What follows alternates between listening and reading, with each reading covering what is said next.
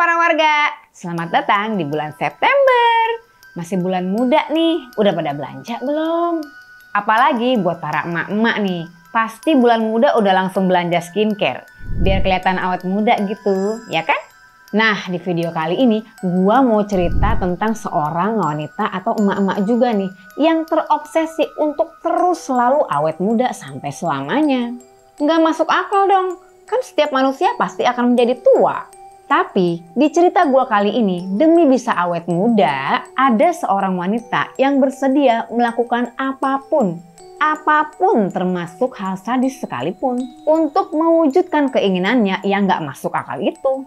Dan sadisnya, jalan untuk menjadi awet muda untuknya adalah melalui darah gadis perawan muda.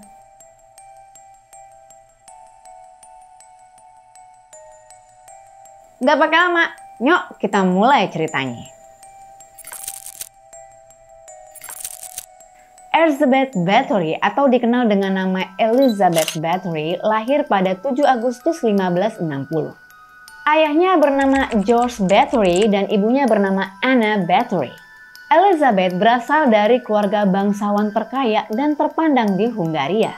Paman dari ibunya Elizabeth bernama Stefan Bathory yang merupakan Raja Polandia yang memerintah antara tahun 1576 sampai dengan 1586.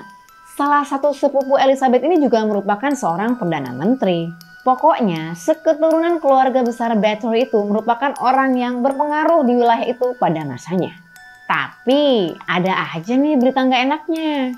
Ternyata, kedua orang tua Elizabeth ini melakukan perkawinan sekerabat. Alias, mereka berdua ini aslinya saudara dekat. Sejak kecil, Elizabeth ini sudah dibekali dengan pendidikan yang baik. Namun, dia juga memiliki beberapa masalah kesehatan. Elizabeth sejak kecil sudah menderita epilepsi dan kejang-kejang. Ada dugaan hal ini terkait dengan perkawinan orang tuanya yang masih berkerabat tadi. Karena dipercaya keturunan orang tua yang melakukan perkawinan sekerabat bisa mengalami masalah kesehatan. Ada kebiasaan aneh dia juga nih yang terdidik sedari kecil. Elizabeth ini sudah terbiasa akan hal-hal kekerasan dan kekejaman. Gimana ceritanya bisa begitu? Nah, orang tuanya sering membawa Elizabeth untuk menonton eksekusi para terpidana mati. Dan juga sering melihat para pelayannya disiksa di depan matanya. Saking seringnya melihat hal-hal semacam itu, buat Elizabeth kekerasan dan kekejaman merupakan hal yang lumrah dan wajar-wajar aja. Bahkan bukan cuma kekejaman dan kekerasan, ini hal yang gak kalah serem. Ada beberapa anggota keluarga Bathory yang menganut satanisme dan ilmu sihir dan mengajarkannya juga kepada Elizabeth. Sungguh masa kecil yang anti-mainstream.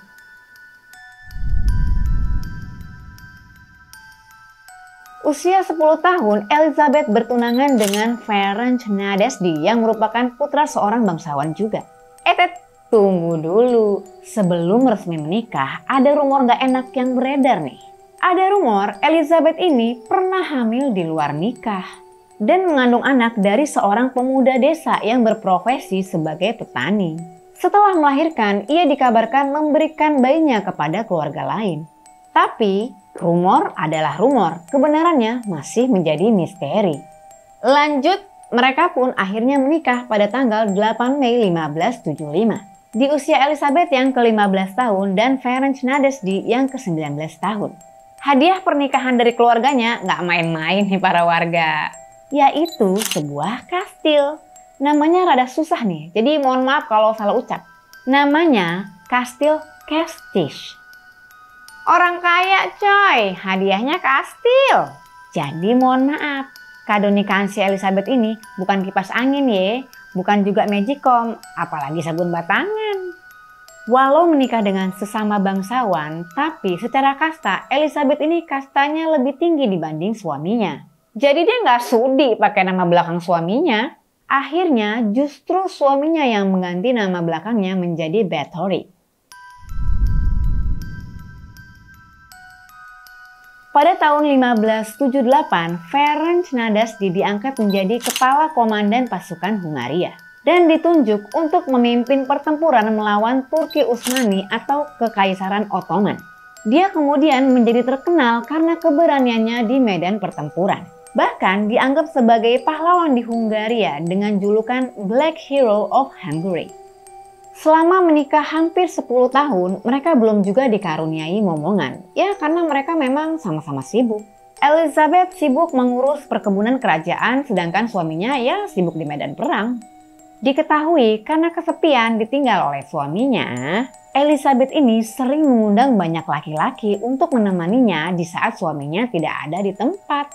Dalam kehidupan pernikahannya, mereka menemukan kalau mereka ternyata sefrekuensi. Mereka sama-sama suka hal-hal yang mengandung kekerasan. Sang suami yang melihat istrinya tertarik akan hal-hal semacam itu, istrinya ini bukan disuruh tobat, malah makin diajarkan hal-hal yang lebih sadis lagi. Ferenc mengajarkan istrinya cara-cara inovatif nih untuk menyiksa para pelayan mereka. Salah satunya adalah memberikan istrinya sarung tangan bercakar. Jadi di sarung tangan itu, di jari-jarinya udah ada cakarnya gitu. Dimana jadi memudahkan Elizabeth untuk mencakar wajah atau tubuh para pelayannya. Heh, Aminah, mana kopi saya? Maaf Nyonya, tadi kayu bakarnya habis, jadi airnya baru dimasak. Apa kamu bilang? Hah? Singkat cerita, akhirnya pada tahun 1585 lahirlah anak pertama mereka yang bernama Anna Nadezhdy. Setelah melahirkan anak pertama mereka, malah keterusan coy, berentet sampai punya 4 anak. Di tahun 1601 ada seorang perempuan yang bergabung menjadi pelayan di kastil itu bernama Anna Darvolya. Ada rumor yang mengatakan kalau dia adalah seorang penyihir atau orang yang punya ilmu hitam. Kalau suaminya, Ferenc, mengajarkan Elizabeth untuk menyiksa para pelayannya, lebih parah lagi, Anna Darvolya mengajarkan Elizabeth untuk membunuh. Saat suaminya sedang di medan perang, Elizabeth ini semakin menggila untuk menyiksa dan menganiaya para pelayannya. Hal-hal semacam itu semakin memuaskan dirinya. Mereka dicambuk, digantung, dibakar, bahkan ada juga yang dibunuh. Dan semua pengaruh jahat dari suaminya dan Anna Darvolya inilah yang membuat Elizabeth makin menjadi-jadi. Dia bukanlah lagi seorang manusia yang memiliki hati nurani. Di tahun 1601 juga, Ferenc Nadezhdy mengalami sakit di kakinya.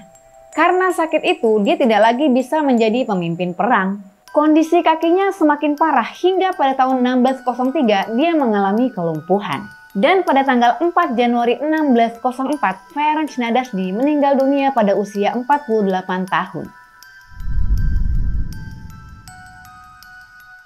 Sekarang kita masuk lebih jauh mengenai kisah kekejaman Elizabeth Bathory. Sebenarnya, awal mula kisah ini terjadi pada saat suami Elizabeth masih hidup. Masih aktif beraksi di medan perang. Elizabeth beraksi juga, tapi di depan cermin. Mungkin karena kesepian, nggak punya teman curhat, akhirnya muncul sifat-sifat aneh dalam diri Elizabeth. Diketahui saat itu sudah mulai muncul sifat narsistiknya. Saat itu dia masih cukup muda dan dia tampak sangat mengagumi kecantikan masa mudanya yang dia lihat di cermin itu. Duh, gimana ya? Gua mau muji diri tapi nggak enak nih kalau nggak ada yang denger. Rakyat jelata di luar sana harusnya denger nih kata-kata gue. Rakyat jelata, penonton, denger nih kata-kata gue. Emang nasib gue tuh bagus banget. Sedari kecil, bisa-bisanya muka gue udah mengagumkan begini. Seandainya aja gue bisa terus awet muda. Gue kalau jadi pelayannya ya, geli banget ngeliat kelakuan majikan kayak begitu. Kayak orang kagak waras. Tapi seiring bertambahnya usia, tampilan wajah si Elizabeth ini ya pasti akan menua juga. Kalau udah menuju usia-usia jompo gitu kan, ya pasti bakal timbul keriput lah. Emang mau dirawat pakai apa? Kan pada masa itu belum ada skincare, apalagi oplas atau treatment canggih untuk melawan tanda-tanda penuaan. Nah, suatu hari ada seorang pelayannya bernama Dorothea Dentes alias Dorka. Dorka ini juga tampaknya ikut aliran satanisme seperti beberapa orang anggota keluarga Elizabeth yang lain yang udah gue ceritain sebelumnya. Dia tahu nih kalau si Elizabeth ini seorang narsistik dan butuh validasi. Jadi dia ambil kesempatan tuh buat cari muka kepada Elizabeth. Kira-kira dia ngomong begini nih. Nyonya kan sering kelihatan sama saya nih, ngaca mulu. Nyonya pasti pengen awet muda terus kan? Saya punya saran nih, Nya. Ya saran aja sih. Nyonya kalau mau awet muda, kalau mau glowing kayak... waktu itu artis Korea kan belum debut ya. Jadi nggak bisa kasih contoh tuh siapa artis yang mukanya glowing. Caranya begini, Nya. Kalau Nyonya mau terus awet muda, Nyonya harus kasih tumbal. Tumbalnya darah perawan. Elizabeth yang emang udah rada-rada jadi kemakan omongan si Dorka. Kayaknya si Dorka lulusan S3 marketing nih ya. Jadi dia mengikuti saran si Dorka untuk melakukan ritual agar wajahnya tetap awet muda. Suatu hari ada kejadian nih. Ada seorang pelayan Elizabeth yang sedang menyisir rambut Elizabeth. Nggak sengaja rambutnya ketarik. Nah si Elizabeth pun murka. Dia menampar pelayan tersebut hingga bibirnya berdarah. Ada juga sumber yang mengatakan kalau hidungnya yang berdarah. Dan darahnya tersebut terkena tangan Elizabeth. Nah ini nih si Dorka, si kompor itu ya, yang saat itu juga melihat kejadian, malah manas-manasin si Elizabeth. Tuh Nyonya, darah dia aja coba cicip dulu, supaya Nyonya tuh bisa rasain khasiat darahnya. Elizabeth pun akhirnya mencicipi darah dari pelayannya yang terluka itu. Dan gak tahu pakai mantra apa atau ilmu gaib cabang mana, saat itu juga dia merasa kalau dirinya terlihat lebih muda. Ini sebenarnya muka dia beneran berubah atau emang sugesti dia aja kali ya? Sejak kejadian itu pun Elizabeth makin yakin dengan omongan si Dorka. Dan dia mulai mengambil langkah untuk mengeksekusi para pelayannya. Para perawan yang masih muda sehingga darah mereka bisa dipakai atau diminum oleh Elizabeth. Dengan kepercayaan bahwa darah mereka lah yang menjadi rahasia awet mudanya. Gua baru tahu nih, ternyata si Elizabeth ini anggota klub menolak tua. Garis keras nih dia nih. Dia takut banget jadi tua, takut keriput. Pokoknya dia harus forever young. Forever young, I want to be forever young.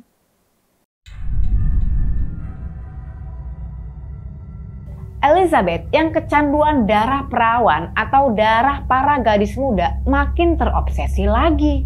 Dengan dibantu pelayan-pelayan kepercayaannya sebanyak 4 orang termasuk Dorka dan Anna Darfolia tadi, Elizabeth mengeksekusi lebih banyak lagi para pelayannya yang masih perawan untuk mendapatkan darah mereka. Cara eksekusi pembunuhan dari para gadis muda ini pun terbilang sangat amat sadis. Sebelumnya mereka disiksa, diikat, dicambuk terlebih dulu. Dan ada satu kejadian yang lebih edan lagi nih. Para gadis-gadis muda itu dikumpulkan untuk mengelilingi bak mandinya. Kemudian urat nadi mereka dipotong satu persatu. Lalu mereka digantung di atas bak mandi supaya darah mereka mengalir ke bawah untuk ditampung di bak mandi tersebut. Saat bak mandinya sudah penuh dengan darah, barulah kemudian Elizabeth masuk ke dalam bak mandi itu dan bermandikan darah. Konon dia pun meminum cairan merah itu. Si Elizabeth nih nggak berasa badannya lengket gitu ya, apa bau gitu.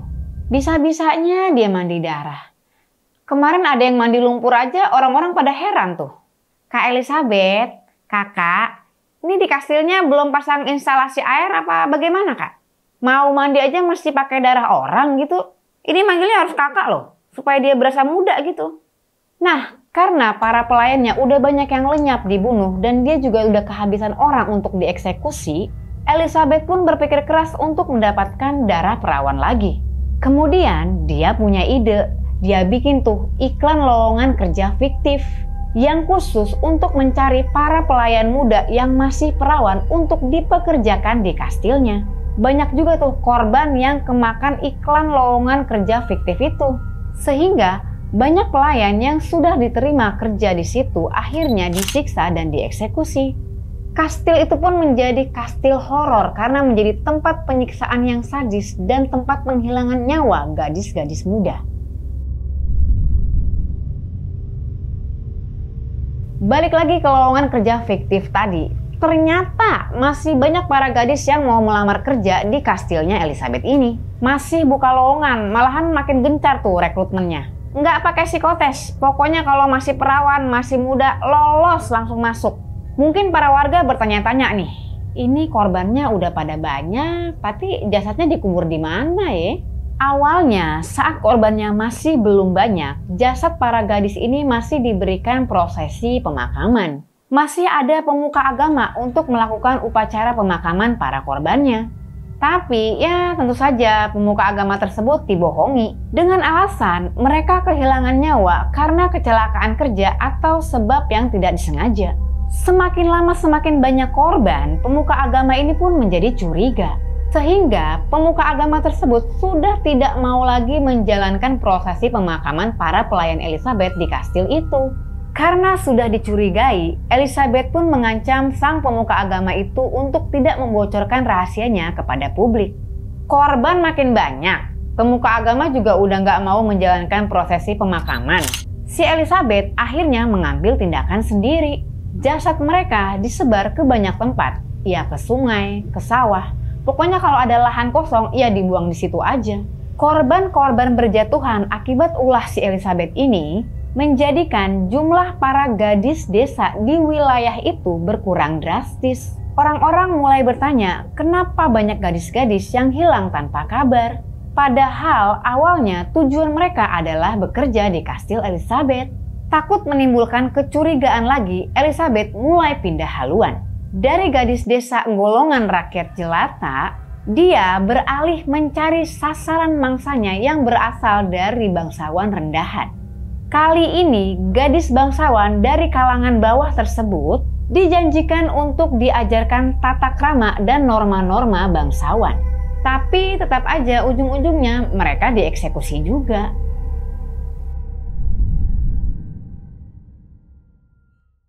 Singkat cerita, ada satu gadis yang berhasil melarikan diri dari kastil itu. Kemudian, dia memberikan kesaksian kepada pihak yang berwajib atau kepada pihak yang berwenang di wilayah itu. Dia yakin kalau si Elizabeth inilah yang menjadi biang kerok dari hilangnya para gadis-gadis di wilayah tersebut. Akhirnya, di tanggal 30 Desember 1610, kastil Elizabeth pun disidang. Raja Matthias yang menjadi Raja Hungaria pada saat itu memerintahkan Georgi Thurzo yang juga merupakan sepupu dari Elizabeth sendiri untuk memimpin operasi sidak tersebut. Malu-maluin keluarga nih si Elizabeth, pikir dia begitu. Makin malu-maluin lagi, ternyata dalam sidak itu ditemukan banyak jasad korban eksekusi di dalam kastil tersebut. Jasad para korban banyak tergeletak di sudut-sudut ruangan. Ada yang masih menggantung, ada yang di meja makan, ada juga yang masih dikurung sambil menunggu antrian untuk dieksekusi. Kondisi mereka sangat mengenaskan. Dan parahnya, di luar area kastil pun ditemukan banyak jasad yang sudah membusuk. Setelah sidak di kastil tersebut pun berakhirlah aksi keji dari Elizabeth Bathory. Pada tahun 1611, dia didakwa sudah mengeksekusi lebih dari 600 nyawa gadis muda. Orang-orang kepercayaan Elizabeth pun harus membayar konsekuensi perbuatan kejam mereka. Mereka dijatuhi hukuman dibakar dan juga dihukum penggal. Terus si Elizabeth gimana? Walau sudah dilakukan pemeriksaan dan terbukti bersalah, Elizabeth tetap tidak merasa bersalah dan tidak bersedia datang ke persidangan.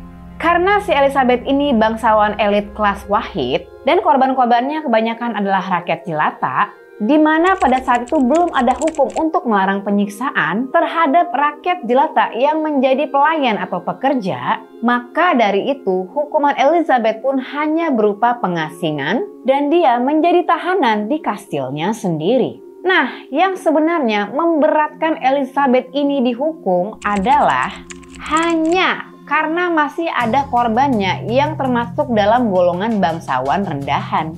Ya emang sih waktu itu nggak ada hukum untuk pelarangan penyiksaan terhadap rakyat kecil. Tapi yang nggak segitunya lah, edan. semena-mena banget sama manusia lain. Inilah yang disebut dengan privilege is real. Nah, ini adalah salah satu bukti nyata sebuah privilege. Statusnya bangsawan coy. Lu bayangin lebih dari 600 orang loh korbannya. Sedangkan menurut gue hukumannya sendiri tuh nggak sebanding sama perbuatannya. Pada 26 Januari 1611, Elizabeth pun dikurung di kastilnya. Dibangunlah tembok-tembok di sekeliling kamarnya. Hanya disisakan lubang kecil di tembok itu untuk pemberian makanan. Lalu pada tanggal 21 Agustus 1614, Elizabeth ditemukan meninggal oleh penjaga kastil dengan posisi badan tertelungkup di usianya yang ke-54 tahun. Setelah peristiwa sadis yang dilakukan oleh Elizabeth Bathory tersebut, berabad-abad kemudian namanya dilarang disebut-sebut di masyarakat Hungaria.